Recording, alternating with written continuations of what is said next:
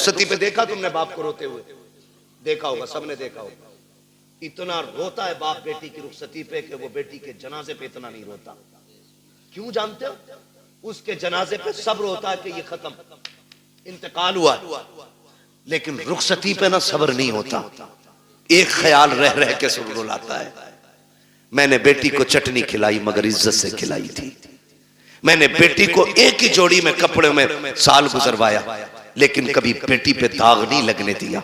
आज पराए घर जा रही है, खुदा जाने घी रोटी मिलेगी, इज्जत से मिलेगी कि जिल्लत से मिलेगी। ये सोच के बाप रो देता है कल मेरी बेटी का कैसा गुजरेगा। ये मैं मजदूरी करके 150 रुपए लाता था, ये दौड़ के ऐसे आती थी जैसे शहजादियां दौड़ के आती हैं। कल खुदा जाने शोहर लाख लाएगा तो मेरी बेटी को इज्जत से आवाज भी देगा कि नहीं देगा। ये सोच के बाप रोया करते हैं, ये सोच के बाप बर्दाश्त नहीं कर पाते हैं। हर बाप ये चाहता है कि बेटी की जिंदगी सुख में गुजरे, लेकिन होता क्या है, कभी कभी ये है कि हालात इतने बिगड़ जाते हैं कि बेटियां गुर्बत में आ जाती हैं, बच्चियां पैदा हो जाती हैं। फिर नुकसानात आप देखें तो सही, जब बच्चियां पैदा होती हैं, बहन की बेटी जवान हो जाती है, वो भाई के दरवाजे पे आके कहती है भैया, कहा क्या बात है, कहा बेटी जवान हो गई है इसलिए आई थी, ख्याल रखना ख्याल रखना। तो जो निकम्मे भाई होते हैं बेगैरत, वो क्या कहते हैं, वो कहते हैं हाँ हाँ रिश्ता तू भी ढूंढ, हम भी देख रहे हैं। लोग कहते हैं तेरी बहन आई थी, गरीब है यार, तू क्या कह रहा है, रिश्ता ढूंढने की बात कर रहा है। तो भाई बड़ी बेतकल्लुफी से कह देता है 1 लाख दे देंगे, 2 लाख दे देंगे, काम चल जाएगा। मैं कहता हूँ बेगैरत जेब में रख अपने 2 लाख को। तेरे दरवाजे पे जो बहन आई थी ये रिश्ता ढूंढने नहीं आई थी, ये बताने नहीं आई थी कि उसे रिश्ता नहीं मिल रहा है। रिश्ता तो उसकी नजरों में भी कही थे, लेकिन कोई 5 लाख मांग रहा था, कोई 8 लाख मांग रहा था, किसी ने बुलेट मांगी थी, किसी ने मर्सिडीज मांगी थी। वो इसलिए आई थी भाई, तुझे रब ने अमीर बनाया है, मुझे गरीब बनाया है, तुझे याद दिला दूं तेरा बेटा जवान हो गया है, मेरी बेटी भी जवान है। तू 1-2 लाख दे करके उसे भीख ना दे, अगर इंसानियत है उससे कह दिल थोड़ा ना कर। अगर तेरी बेटी जवान है, बेटा मेरा भी जवान है, परेशान मत हो, तू पानी का इंतजाम कर ले, बेटे को दूल्हा बना के मैं ला रहा हूँ। खुदा की कसम तुम इस तरह से बहनों को राजी कर लो, मदीने वाला भी राजी हो जाएगा, काबे वाला भी राजी हो। वही बाबा, नारे तकबीर, नारे रिसालत, उलमाए अहले सुन्नत, पैगामे मुस्तफा, जश्ने गौसुल बरा, मुफ्ती हम्माद रजा साहिब किबला, जिंदाबाद जिंदाबाद। बहुत अच्छा मैसेज है मुफ्ती साहब। प्यार करेंगे इंशाअल्लाह बहनों से, इज्जत करेंगे उनकी, कदर करेंगे उनकी, बहन इसका बदल नहीं मिलेगा, इसका बदल नहीं मिलेगा। उन घरों में देखो जिनमें 8 बेटे हैं, एक भी बेटी नहीं, वो घर नहीं कब्रिस्तान लगते। उन घरों में चले जाओ जिनमें कोई ना हो, एक बेटी रहती हो, खुदा की कसम वो बाग लगता है। और जानते हो इस रिश्ते को, बहन बेटी, बड़ी बात कहने लगा हूं, अल्लाह करे समझ जाए इस बात से कि बहन बेटी कितनी अहम होती है, कितनी अहम होती है। ये जो 4 बेटियों पे तलाक का रिवाज है ना, अल्लाह ऐसी मार मारेगा, कोई बचाने वाला नसीब नहीं होगा। मुंह टेढ़ा ना करना उसकी रहमत पे, मुंह ना बिगाड़ना। हम तो खुल के कहते हैं ये बात, जिस घर में बाप की मैयत पड़ी हो और रोने की आवाज ना आती हो, समझ लेना इस घर में बेटी नहीं है। सीधी सी बात है। जिस घर के अंदर बाप की मैयत हो और रोने की आवाज ना आए, समझ जाना इस घर में बेटी नहीं है। मैं भी बेटा हूं, आप भी बेटे हैं। मैं नस्ल और रिश्तों की मुखालफत नहीं, बताना चाहता हूं बाप का इंतकाल हो, बेटा 4 बार जनाजा छोड़ के बाहर चला जाता है, लेकिन हमने बेटियों को 22-22 घंटे बाप का जनाजा छोड़ते हुए नहीं देखा है। बैठ जाती है तो बैठी रहती है। वजह सिर्फ ये है कि बेटे जायदाद के वारिस होते हैं, बेटियां बाप के प्यार की वारिस हुआ करती हैं। वही बात, जिंदाबाद। और हम बेटियों को मुकम्मल तालीम इसलिए नहीं देते, एक सीधा सताना देते हैं, इसे तो पराए घर जाना है। और बेटों पे इसलिए 10 लाख लगा देते हैं कि ये बुढ़ापे का सहारा बनेगा।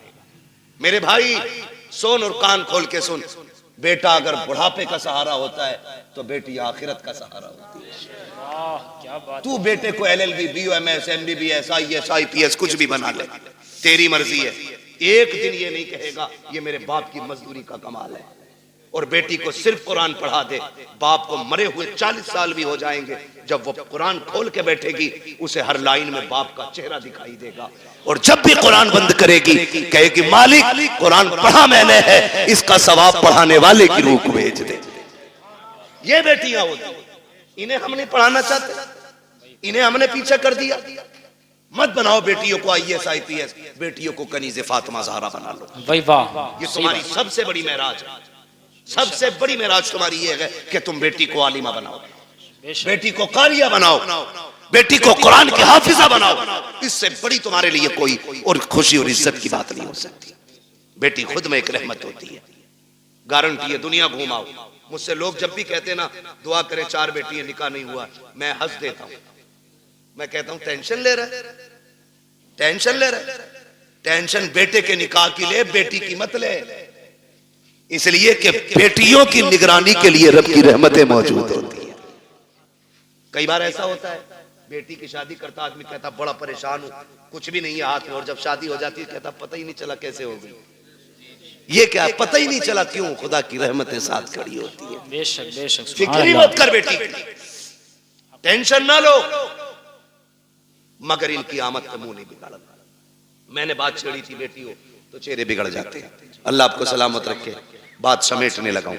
वो एक शख्स को अल्लाह ने 6 बेटियां अता की। कितनी? 6 बेटी। जोर से कितनी? 6 बेटियां अल्लाह ने अता की। 7वीं बार जब खुशी का दौर आया, उसने बीवी के पास बैठ के कहा, बीवी के पास उसने बैठ के कहा सुन, अब तक 6 हो गई हैं, अगर 7वीं बेटी पैदा हो गई ना तो उसे तो कत्ल करूंगा और तुझे घर से निकाल दूंगा। कुरान तो ये कहता अल्लाह जिसे चाहता बेटी अता करता है, जिसे चाहता बेटे अता करता है। ये सब उसकी कुदरत में है ना, तो फिर किसी की बेटी जिम्मेदार क्यों? किसी की बेटी की खता क्या है? क्या देना? ये फैसले रब करता है, ये फैसले रब करता है। 6 बेटियां हो गई, उसने कहा 7वीं हो गई ना तो बच्ची को तो कत्ल करूंगा और तुझे घर से निकाल दूंगा। मां तो मां थी, जब उसने बेटी के कत्ल का नाम सुना ना, उसने कहा मालिक 6 बेटियों पे गालियां मिली, मैं बर्दाश्त करती रही, लेकिन इस बार जो बात कही है ना मेरे शोहर ने, 7वीं बच्ची के कत्ल करने की बात कही है। अल्लाह मैं मां हूं, बेटी की चीख कैसे बर्दाश्त करूंगी? मालिक तूने 1 बेटी दी, मैंने खुशी से गोद में ली, तूने 2 दी, मैंने संभाली, तूने 3 दी, 5 दी, 6 दी, मालिक आज तक कोई शिकवा नहीं, 7वीं भी देगा तो मैं गोद फैला के ले लूंगी, मुझे कोई एतराज नहीं। लेकिन मेरे मालिक, मेरा शोहर जो है ना, उसका दिमाग खराब है, उसका दिमाग खराब है। सजदे में सर रख के रो के कहती है या अल्लाह, या तो उसका दिमाग ठीक कर दे या मुझे 7वां बेटा अता कर दे। मोती समझ के शाने करीमी ने चुन लिए। इधर ये रोई रात में मुसल्ले पे, उधर शोहर बिस्तर पे लेटा है, ख्वाब देख रहा है, मैदान क़यामत है, अमल तो ले जा रहे, मेरी भी बारी आ गई, गुनाह ज्यादा है, हुक्म होता है ले चलो जहन्नम की तरफ। का फरिश्तों ने घसीटना शुरू किया, मैं चीखता रहा, मेरी एक ना सुनी गई, मैं पुकारता रहा, कोई सुनने वाला नहीं था। का मैं परेशान था। जब फरिश्ते लेके मुझे जहन्नम के दरवाजे पे पहुंचे हैं, क्या देखता हूँ, सब जहन्नम के पहले दरवाजे पे मेरी बड़ी बेटी हाथ लगा के खड़ी हो जाती है। या अल्लाह ये मेरा बाप है, इसने लुकमे लुकमे करके खिला के पाला था, इसने मजदूरियां करके हमें पाला था, मेरे मालिक इसे जहन्नम में न डाल। कहते जब बच्ची ने रास्ता रोका, फरिश्तों ने उस दरवाजे से हटाया, दूसरे दरवाजे पे लेकर के गए। कहता दूसरे दरवाजे पे दूसरी बेटी खड़ी थी, ये ख्वाब बता रहा है। का तीसरे दरवाजे पे गए, वहां तीसरी बेटी खड़ी थी, चौथे दरवाजे पे गए तो चौथी बेटी खड़ी थी, 5वें दरवाजे पे गए 5वीं बेटी खड़ी थी। का जब 6ठे दरवाजे पे गए तो 6ठी बेटी थी। कहते 6 दरवाजे मैं पहुंचा, 6 पे 6 बेटियां थी। कहता जहन्नम के दरवाजे दरवाजे 7 थे, बेटियां 6 थी। जब हटा के 7वें पे लेके गए, मैंने क्या देखा, दरवाजा खाली है। मारे दहशत के आंख खुल गई, पसीना पसीना था, उठा बिस्तर से, मुसल्ले पे गिर गया, रो के कहता या अल्लाह 7वां बेटा ना दे, अपने करम से 7वीं बेटी अता फरमा दे। वाह वाह, जिंदाबाद, नारे तकबीर, नारे रिसालत, मसलके आला हजरत, उलमाए अहले सुन्नत, फैजाने सैयदा फातिमतुज़ ज़हरा, नारे तकबीर, नारे रिसालत, मुफ्ती हम्माद रजा साहिब क़िबला मुरादाबादी, जश्ने गौसुल बरा कॉन्फ्रेंस। भाई वाह, मैं बात अर्ज कर रहा था सैयद कायनात की, खातून जन्नत, पर्दे के हवाले से। ये जो कहते हैं ना भरोसा मुझे अपनी बेटी पे, दुनिया घूम आएगी, ये मेरी नाक नहीं कटवाएगी। बात चल रही थी ना मेरी गुफ्तगू में, जी जी, मैं फिर पलट के वहीं आया। कहाँ खोले हैं गेसू यार ने खुशबू कहाँ तक है, बात कहाँ से कहाँ निकल गई, लेकिन थी एक दूसरे से मिलती जुलती, इसीलिए मैंने ये सारी बातें लाजिम थी कर डाली। अब मैं बात समेटने लगा हूं। जो ये कहते हैं ना कि जी बेटी पे भरोसा, इस्लाम कहता है ईमान वालों अपनी निगाहें नीची रखो, कुरान का यही फरमान, अपनी निगाहों को नीची रखो, इनकी हिफाजत करो, ये कुरान कहता है। और मौलवी अगर कहे तो सामने से ना, जिसे ना 2-4 अक्षर हिंदी इंग्लिश के आगे, वो कहता है चल मौलवी पर्दा दिल का होता है, नजरों का क्या मसला है, दिल साफ तो सब साफ, तेरी अलग ग्रंथ है, अलग कानून है तेरा, तेरी अलग लीला है। तू कहता है दिल सही तो सब सही, और इस्लाम कहता है नजर सही तो सब सही। इसलिए कि दिल पे बाद में गुजरती है, आंखों से पहले गुजरा करती है। सही बात, पहले आंखें देखती हैं, खबर दिल को करती है, दिल दिमाग से कहता है, फिर जो दिल कहता है वो दिमाग करता है, इसलिए दिल बादशाह होता है। तो पहले क्या चीज है, नजर, ये पड़ी इंसान बहक गया, दिल कब्जे से बाहर। आप कहते हो दिल असल है, मैं कहता हूं नजर असल है। नजर नीची है तो फिर सब साफ। अच्छा वो एक कहावत है ना, कबूतर की आंख बंद करने से बिल्ली का खतरा टल नहीं जाता, लेकिन कबूतर इसलिए आंख बंद करता है ताकि मुझे बिल्ली ना दिखे, डर खत्म हो जाए, इसलिए तो कबूतर ने आंखें बंद की। मैंने आंखें बंद कर ली, कोई नहीं है मेरे आगे, खोलनी तो सब है। यही है ना, कहते जी मौलवियों को क्या पता पर्दा दिल का होता है, आंखों का क्या पर्दा। फिर भेजना अपनी बेटी को गैर के साथ बाइक पर बिठा के, कभी एग्जाम देने, कभी टेस्ट देने, और कभी ट्यूशन पढ़ने, पता चल जाएगा 4 दिन में, जब यही बेटी के आंखों पे पट्टी बांध के तेरे मुंह पे काली पोत के जाएगा। फिर कहता 3 बजे मौलवी तावीज दे दे, बेटी रात रात में आ जाए। जो तेरी 18 साल की गलती है ना, उस पे मौलवी के 3 मिनट का तावीज असर नहीं करेगा। इसके लिए 18 साल मेहनत करनी पड़ेगी, तब जाके ये बुराई खत्म होगी। समझ रहे मेरी बात, अमल कर लेना, वरना जिसने शरीयत की हदें तोड़ी है वो बचा ही नहीं। याद रखो मेरी बात। कह रहा कहीं भी जान दो, स्कूल जा रही है मेरी बेटी, भरोसा सुन, तुझे इतना भरोसा जितना मेरे नबी को अपनी बेटी पे भरोसा। वाह क्या बात, किसी की बेटी नबी की बेटी की तरह नहीं। आका कहते फातिमा बता मेरे बाद पर्दा कैसा करेगी। खातून जन्नत ने कहा था अब्बा तेरे बगैर जीने का तसव्वुर ही नहीं। बात खत्म कर दी खातून जन्नत ने। फिर फरमाया या आयशा, आयशा जी या रसूलल्लाह फिदा का भी वम्मी, आका मेरे माँ बाप आप पे कुर्बान हो जाएं, हुजूर हुक्म। फरमाया आयशा मेरी जिंदगी में तूने पर्दा किया, बता मेरे बाद कैसा पर्दा करेगी। हजरत आयशा सिद्दीका ने कहा था आका आपके बाद आयशा ऐसा पर्दा करके दिखाएगी जो दुनिया ने ना देखा होगा ना सुना होगा। क्या मेरे नबी को अपनी बीवी पे भरोसा नहीं था? भरोसे की बात जिसकी तहारत में कुरान की आयतें नाजिल हुई हो, जिसकी पाकीज़गी का ऐलान कुरान ने किया हो, उससे मेरा नबी कह रहा है पर्दा कैसा करोगी। दुनिया जानती है महबूब का विसाल हो गया, महबूब का विसाल हुआ। आपकी सहेली मिलने के लिए आपसे तशरीफ लाई। बहुत गौर से सुनना, हजरत आयशा सिद्दीका की सहेली आपसे मिलने के लिए आई, और जब मिलने आई ना तो दरवाजा खटखटाया, आयशा अंदर आ सकती हूं? आ जाइए।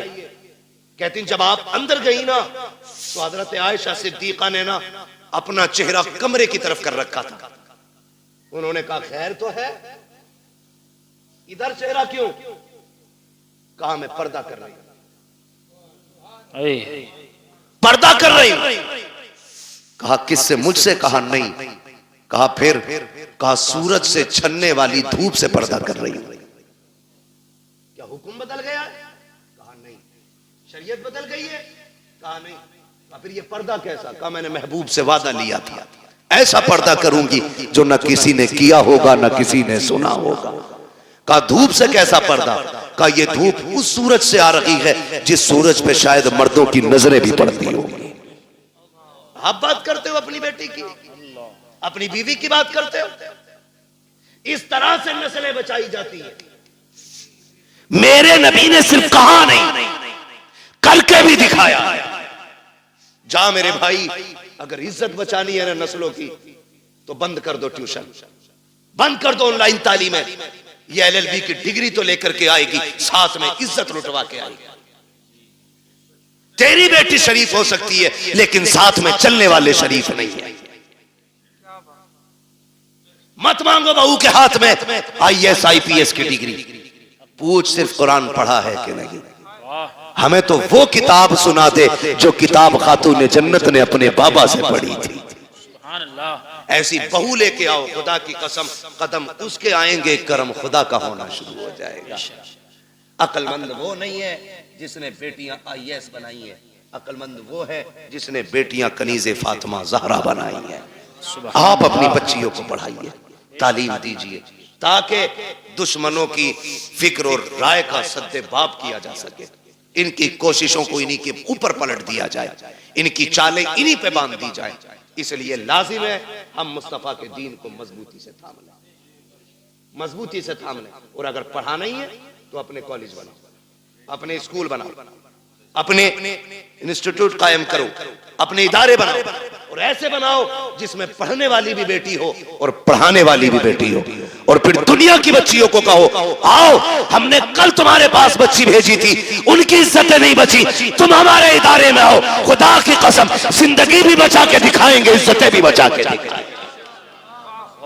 डॉक्टर इकबाल ने कहा था, तेरे दामन में है किस लालो जवाहर की कमी, तू किसी और के दामन की तरफ क्यों देखे। इस्लाम ने पढ़ने पे पाबंदी नहीं लगाई है, इस्लाम ने तालीम के इन तरीकों पे पाबंदी लगाई है जिस तरह से पढ़ाया जाए। अल्लाह हमारी नस्लों में कनीज़े फातिमा ज़हरा पैदा फरमा दे। अल्लाह हुजूर की बेटी के सदक़े में हमारी बहनों को कनीज़े फातिमा ज़हरा बनाए, हमारी बेटियों को कनीज़े फातिमा ज़हरा बनाए।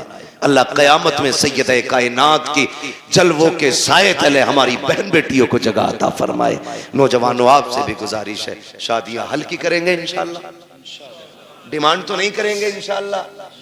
हाँ, ससुर के देने से भला नहीं हो, ससुर के देने से भला नहीं हो सकता, क्योंकि उससे मांग रहे हो जो खुद मोहताज है। मांगना है तो फिर उससे मांगो जिसके देने की शान ये है, कौन देता है देने को मुंह चाहिए, देने वाला है सच्चा, देने वाला है सच्चा हमारा नबी, उनसे मांगो। और जब वो देंगे ना, खुदा की कसम मंगतों का हाथ उठते ही दाता की देन थी, दूरी कबूल और अर्ज में बस हाथ भर की है। और वो दे के एहसान भी नहीं जताते, वो तो ये कहते हैं, बरेली से आवाज आती है, आता है फकीरों पे उन्हें प्यार कुछ ऐसा, खुद भीख दे और खुद कहे मंगते का भला हो। मंगता तो है, मंगता कोई शाहों में दिखा दो जिसको मेरे सरकार से टुकड़ा ना मिला हो। बहुत अच्छा, इंशाअल्लाह करेंगे ऐसा ही, मांगेंगे अल्लाह से उसके रसूल के सदक़े में, और बाकी किसी बेटी के बाप से नहीं मांगेंगे। निकाह आसान करेंगे इंशाअल्लाह, बेटियों को दीन की तालीम देंगे इंशाअल्लाह। कॉलेज ट्यूशन स्कूल के बहाने से छीनी जाने वाली बेटियों को बचा लो, वरना अब समझाने के लिए फिर से कोई जिब्रील नहीं आ गया, अब कोई नबी नबूवत के साथ नहीं आएगा जी, याद रखिएगा। यानी कि अब जो भी आएगा सिर्फ उम्मत का आलिम ही आएगा। मेरे नबी ने जब फरमाया था मेरे बाद अब कोई नबी नहीं होगा, सहाबा में बातें हुई, आका क्या अब फितने नहीं आएंगे, गुमराही नहीं होगी? होगी ना। कहा फिर नबी क्यों नहीं आएगा? का जो काम पिछले नबियों ने किया है अब वो काम मेरी उम्मत के उलमा करते रहेंगे। आपकी मस्जिद के उलमा, अइम्मा, ये दीनदार लोग, काबिल लोग, ऐसे काबिल तरीन लोग हैं, ये दरसगाह में बैठ जाएं तो हजारों लाखों बच्चों को ये मुफ्ती बना दें। लेकिन ये आपकी मस्जिदों में, मदारिस में, छोटे इदारे बड़े इदारों में मौजूद है तो सिर्फ पैसे के लिए नहीं। मैं इनको जानता हूं, जमीनी तौर पे बहुत मजबूत है, खानदानी बंदा है, आपके 2, 4, 5, 7 हजार से गुजारे नहीं होने। लेकिन अगर आपके यहाँ ये है तो अपने लिए नहीं, दीन के लिए। ये आपके यहाँ है तो दीन के लिए। ये उलमा खिदमत कर रहे हैं, अपने लिए नहीं, दीन के लिए। वरना हम तो वो लोग हैं कि थूक दें तो पैसा पैदा कर लें, लेकिन हमें वो नहीं। हम तो चाहते हैं कि जिनका जो काम है वो अहले सियासत जाने, अपना पैगाम मोहब्बत है जहां तक पहुंचे। हमारी कोशिश ये है कि हुजूर की सीरत और हुजूर का अखलाक ज्यादा से ज्यादा लोगों तक पहुंचे। ये जो कहें इनकी बात को हरफ आखिर समझें, इसलिए कि ये 8 दिन आपको देखने, 7 दिन परखने के बाद जुमे में खड़े होकर बात करेंगे, आपकी कमजोरी पे बात करेंगे, आपकी कमियों पे बात करेंगे। आपके दुश्मन नहीं, आपको सही करना चाहते हैं। इनकी एक एक बात को मजबूती से और सीरियसली लेकर के अमल करने की कोशिश किया करें, अपने उलमा की इज्जत करें। फरमाया गया, या अय्युहल्लज़ीना आमनू क़ू अनफुसकुम व अहलीकुम नारा, ऐ ईमान वालों अपने आप को और अपने घर वालों को जहन्नम की आग से बचाइए। पहले खुद बचने का हुक्म है, फिर घर वालों को बचाइए, उसके बाद मोहल्ले में निकल के वकालत झाड़िए। बाद में मोहल्ले में निकल के वकालत झाड़, अपने बेटे सुनते नहीं और इमाम को जितनी चाहे बकले, इसके बारे में लठियां चलेंगी, कूटा जाएगा कब्र में लिटा के, कोई आंसू पोंछने वाला नहीं होगा। इसलिए पहले घर वालों को समझाएं, फिर बाहर वालों की बारी है। अल्लाह ताला हमें पहले खुद अमल की तौफीक अता फरमाए, उसके बाद पूरी उम्मत मुस्लिमा को हमारी बातों पे अमल की तौफीक अता फरमाए। बस जो हुए गलत उनको माफ फरमाए रब्बे कायनात। जिंदगी ने दिया साथ, फिर होगी मुलाकात, चमन रहा फूल खिलेंगे, जिंदगी रही फिर मिलेंगे। मुसाफिर हैं हम भी, मुसाफिर हो तुम भी, किसी मोड़ पर फिर मुलाकात होगी। फकीरान आए सदा कर चले, सदा खुश रहो ये दुआ कर चले। सारे लोग कलमा शरीफ पढ़ लीजिए, ला इलाहा इल्लल्लाहु मुहम्मदुर रसूलुल्लाह अस्तगफिरुल्लाह रब्बी मिन कुल्ली ज़ंबिन व अतूबु इलैहि। मौला करीम महफिल गौसिया को अपनी बारगाह में कबूल फरमाए और इस महफिल के जरिए मरहूमा के अल्लाह दर्जात